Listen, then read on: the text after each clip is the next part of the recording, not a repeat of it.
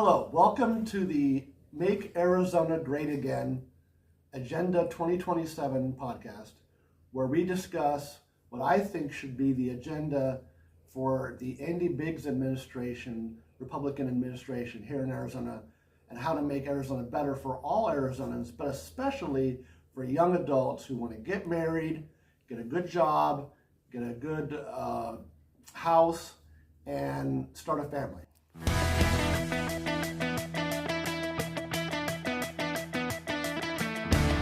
Well, I am a senior traffic engineer and project manager with 26 years of experience in the industry, designing major new freeways and roadways, and actually even part of entire new cities. I've done it all over the Western United States and Western Canada, as well as work in Dubai, United Arab Emirates, in the Middle East. I have a lot of ideas, experience, knowledge of what works and what doesn't work, especially for infrastructure and housing, but also many other issues. And based on a lot of research, these are the ideas that I want to share that I think will make Arizona great again. The first thing a young adult needs is a good job.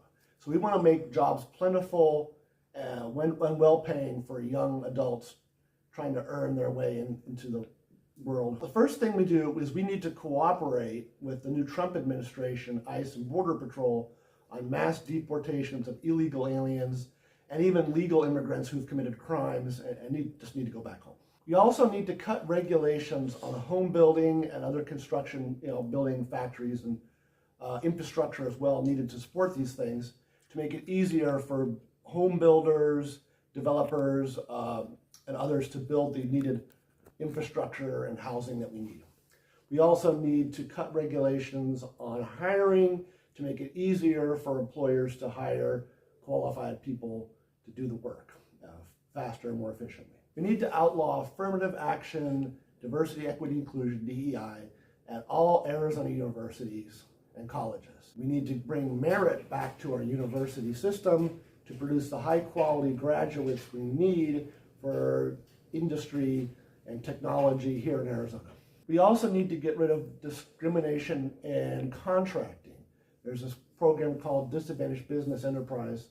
The Trump administration is getting rid of it for race and ethnicity and gender, but we will keep it for veterans, but that's the only category that gets any preference.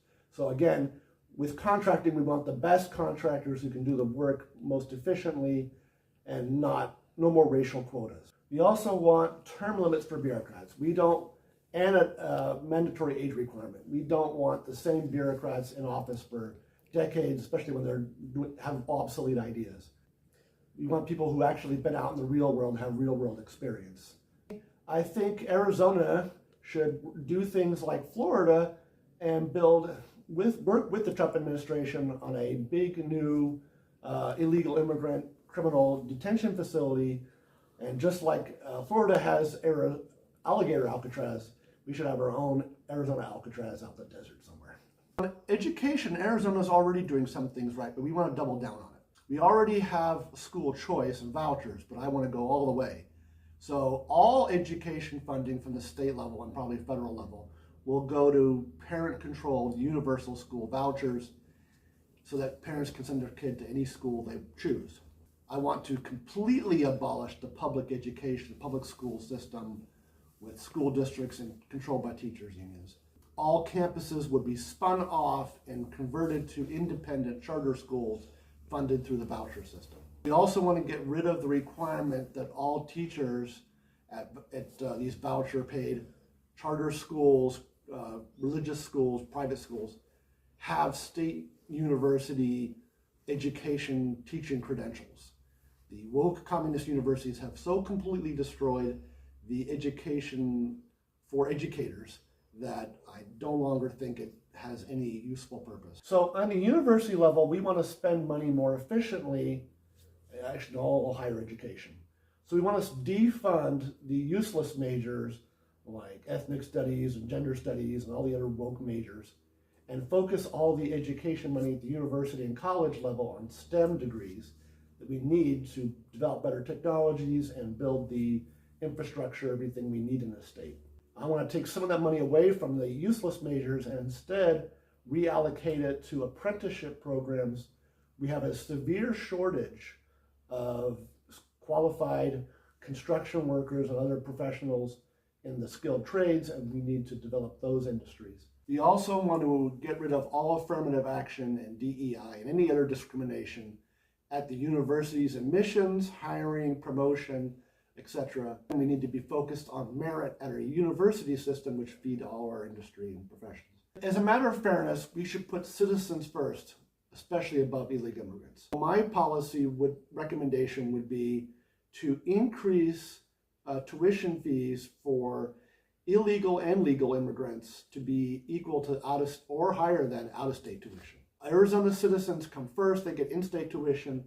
Other citizens of nearby states, especially as people move around a lot these days, should be in second, and foreigners should come last as far as admissions and fees. I also am willing to offer some debt forgiveness for students who got in a lot of debt at these overcharged universities, but only if they earn it.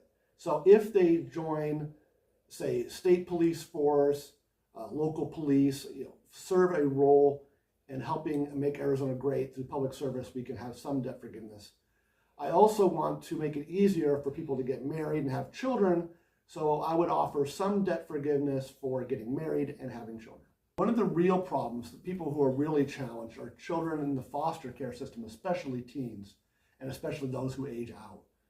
The statistics on their outcomes are abysmal. This current system, especially for foster teens, is not working. We need to provide an alternative.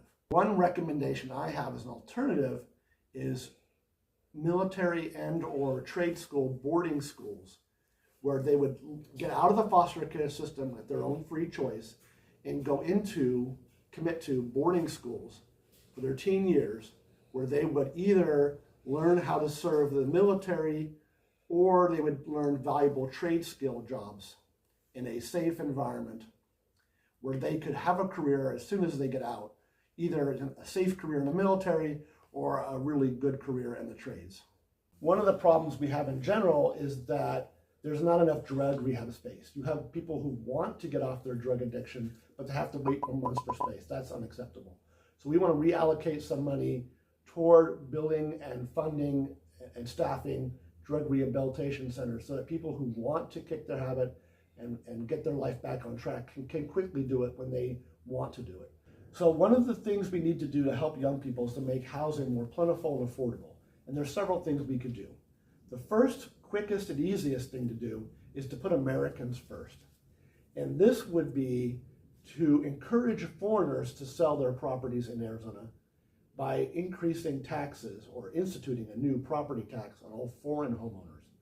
This will encourage foreigners to sell their properties and therefore increasing the supply for Arizonans and lowering costs. Another thing we need to do is to encourage large homeowner corporations to sell off some of their homes to make them available for individual Arizonans to buy.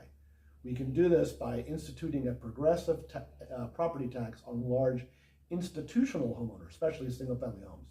So let's get those big corporations to encourage them to sell their properties and make them available for young families trying to buy their own and own their own home. We can also increase the supply of housing by reforming the state lands department to sell more land to home builders. And we can also work with the federal government on their proposal to sell some federal BLM land and maybe national forest land for housing in areas with severe shortage of land for housing, like Flagstaff. Another innovative idea I have to increase the housing supply is to work with native tribes to lease land to home builders to build senior housing, which would be leased to seniors. Seniors don't need to buy a forever home. They can just lease for, say, a period of 10, 20 years, a retirement home. This way, the tribes have a revenue stream.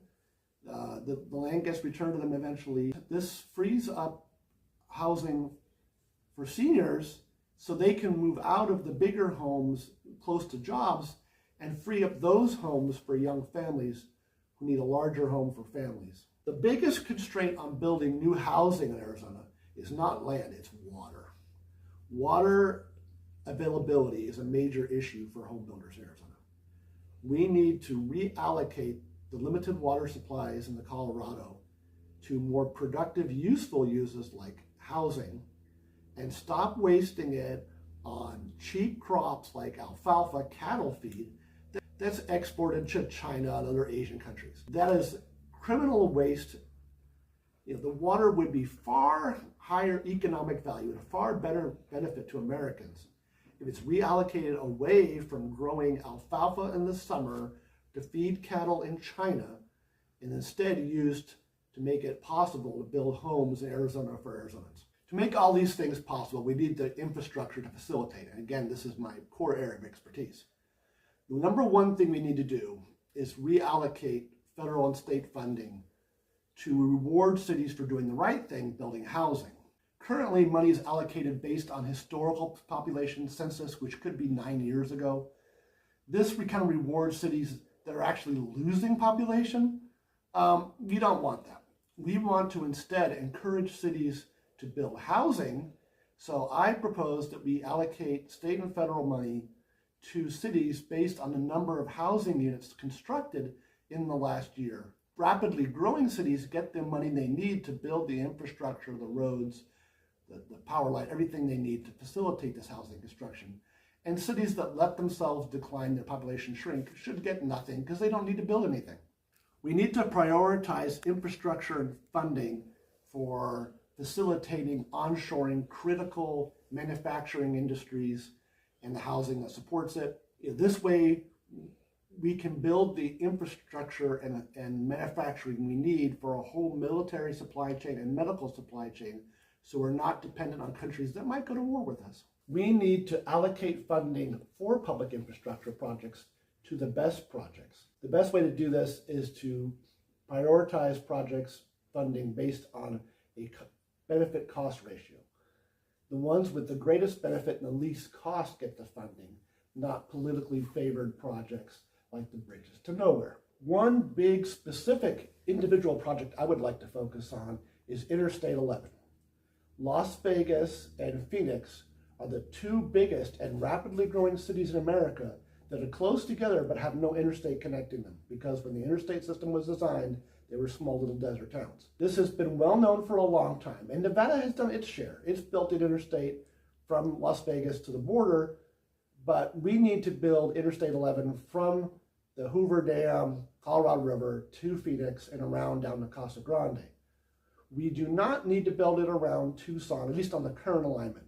That was primarily to help facilitate exporting jobs to Mexico. We don't want to do that anymore. We want to bring the jobs back. So what we should do is study realigning the southern part of Interstate 11, not around the west of Tucson, which is very opposed, but around the east side of Tucson, around Mount Lemmon on the east side, to help facilitate better trade between Phoenix and Texas and get around the congestion in Tucson.